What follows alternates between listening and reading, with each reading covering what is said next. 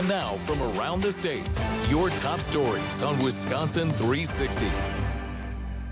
Monday morning, I'm Phoebe Murray, and you are watching Wisconsin 360, a daily live stream bringing you a look at developing stories in markets all across the state, plus a live check of your first alert forecast here in southern Wisconsin. Today is Monday, April 13th, so let's take a look at your top stories. Starting in Madison, some big news for Badger Athletics. This morning, the university confirming that Chris McIntosh, the athletic director for UW-Madison, has resigned from his role. The university confirmed reports saying that McIntosh will be taking a new job with the Big Ten as the Deputy Commissioner for Strategy. McIntosh joined Wisconsin as the athletic director back in 2021, replacing longtime AD Barry Alvarez. And during his tenure, Wisconsin won 13 conference titles and 4 national championships. McIntosh also hired football coach Luke Fickell in 2022, men's hockey coach Mike Hastings in 2023, and women's basketball coach Robin Pinchton in 2025. Now, in a new statement that we received this morning, McIntosh said Marcus Sedbury will fill this interim position, saying that he, quote, has played an integral role in every aspect of our athletics enterprise since his arrival. Will be doing an outstanding job, end quote. He also shared that he was not searching for something new, but the new position will be a natural extension of his own work. He added, quote, it is bittersweet to leave the University of Wisconsin, a place that has had such a profound impact on me and as a student and as an administrator, end quote. It seems like we're having a few technical difficulties on our end with this Wisconsin 360 stream, as the quotes are supposed to be popping up for you so that you can read along, but bear with us here. McIntosh will begin his new role on May 1st. We're also following some breaking news here this morning out of Columbia County. A suspect is dead following a chase with law enforcement that started in Dane County and ended in Columbia County. Authorities say the man died by suicide, and this all started about 3:30 yesterday afternoon when Dane County dispatchers told officials in Columbia County about a suspect in a truck who was involved in a kidnapping incident. Authorities say the suspect, a 45-year-old man, was on the interstate going west from Highway 60 and was believed to be armed and suicidal. The suspect then started driving the wrong way on the interstate near County Road CS. So here we do have, you can see how long the chase spanned in Columbia County. Eventually that suspect hit a separate vehicle in the town of Caledonia before driving off. He then drove off the road where the vehicle got stuck, and so he ran off. And here what you're looking at is video sent to us of police starting to look for that suspect near I-90. This was about 5:30 last night, and deputies said they were able to talk with the suspect, but about 2.5 hours after the crash, the suspect shot himself with his gun. First responders, they attempted life-saving measures, we know, but the suspect died at the scene. The man's name is not being released at this time, and a Columbia County Sheriff's deputy was also hurt during this widespread chase here with a minor arm injury during the incident. The Adams County Sheriff's Office is now leading this investigation. And we want to let you know that if you're having a hard time or a mental health crisis, you can get free support 24/7 by calling or texting 988. The 988 Wisconsin Lifeline will connect you to trained counselors here in Wisconsin. Well, tonight you can meet the finalists for Sun Prairie Superintendent. The 3 candidates will be at Central Heights Middle School in Sun Prairie for a public information session starting at 6:30 tonight. So the 3 candidates, let's walk through them from left to right here. You've got Dr. Jeff Flagg, who was recently the superintendent of the Fond du Lac School District. Michael Harris there in the middle, who serves as deputy interim superintendent at Milwaukee Public Schools. And then the third, you've got Dr. Antoine Reed, who is the assistant superintendent for Rockford Public Schools.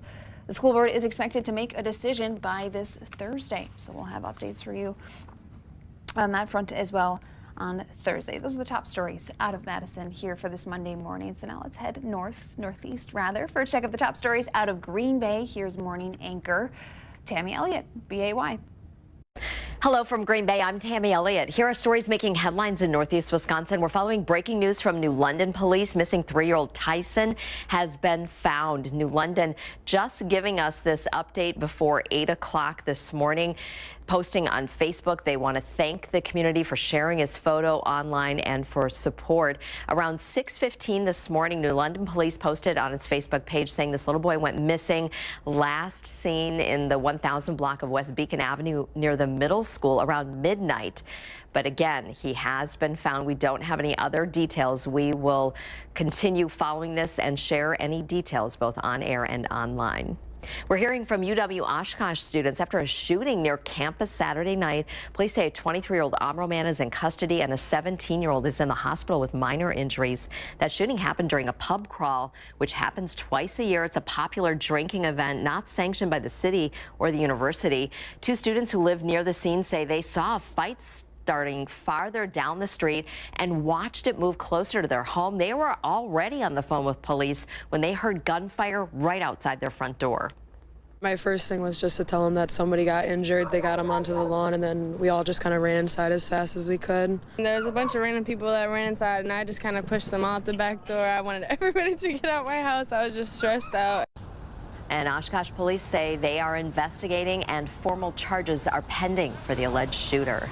The Appleton Area School Board will explain what's next after a referendum passes in the spring election. Voters approving an additional $60 million in funding over the next 4 years. The board will go over district jobs that were put on hold before passing that referendum and jobs that now can be filled because of the increased budget.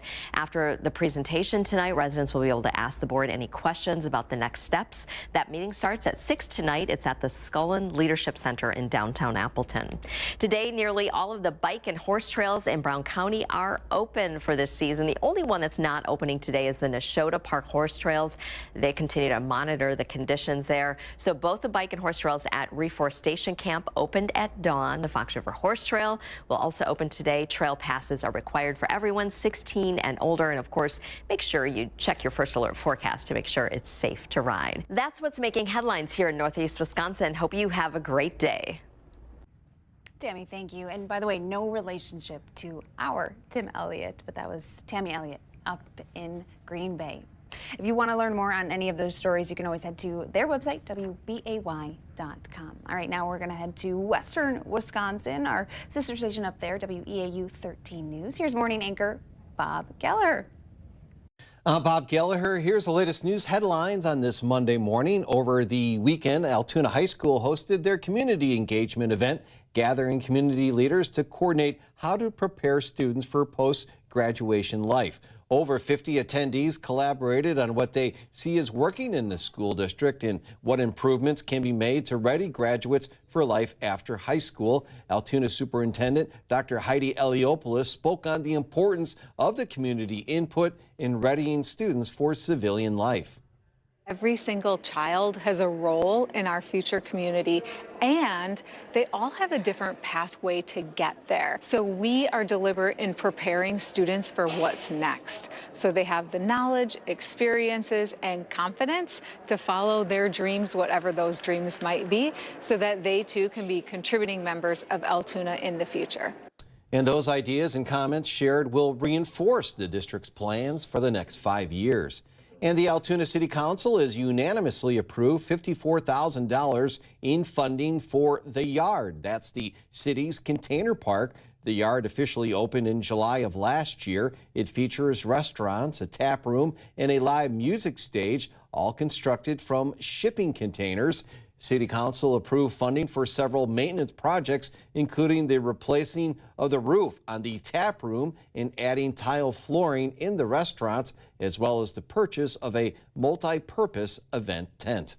This week, the Eau Claire City Council is expected to vote on who will fill the vacant District 2 seat. 3 candidates are running to fulfill the vacated term, which ends in April of 2027. Shelley Janke, Joyce Orth, and Brian Trowbridge. And today, candidates will be allowed to give 5-minute presentations to the council, answering the same set of questions. The City Council is expected to vote on its appointment on Tuesday. And for the last month, the Durand Police Department has been using Code 4, an AI assistant, to generate their police reports. The program analyzes body camera footage to write the reports while the officer and their supervisor review them for errors. Police Chief Stan Ridgway says Code 4 has been great for their smaller force. Could be looking at saving an officer, 4, 5, 6 hours, depending on how busy their week was, from being in our office setting compared to being out there on patrol, being visible, being able to interact with our community. And it just provides a better service to our community by getting them back out on the road. AI is definitely the future. We just have to make sure we're using it properly.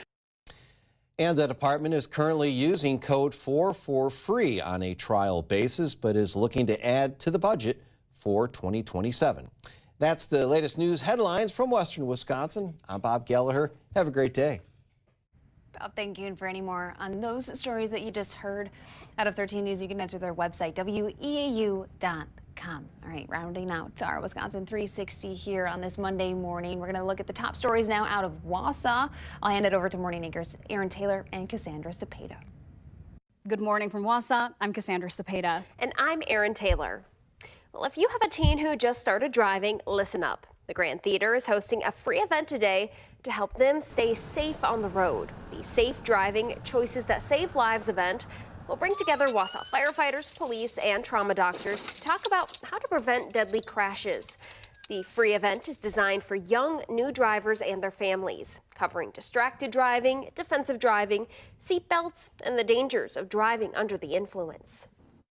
I hope teens will walk away from this program with the ability to recognize that the phones are a distraction and that they are willing to put their phones away during their driving and put them on Do Not Disturb.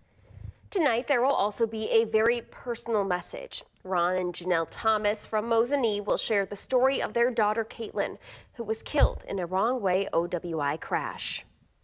In Lincoln County, Sheriff Ken Schneider says he will retire at the end of this year. In a Facebook post, he says, quote, "I want to deeply thank all of the people who have supported me and allowed me to serve these last 2 terms as sheriff," and continues to say, quote, "Please continue to show your support to the next sheriff and all those that work with him to keep Lincoln County safe," unquote.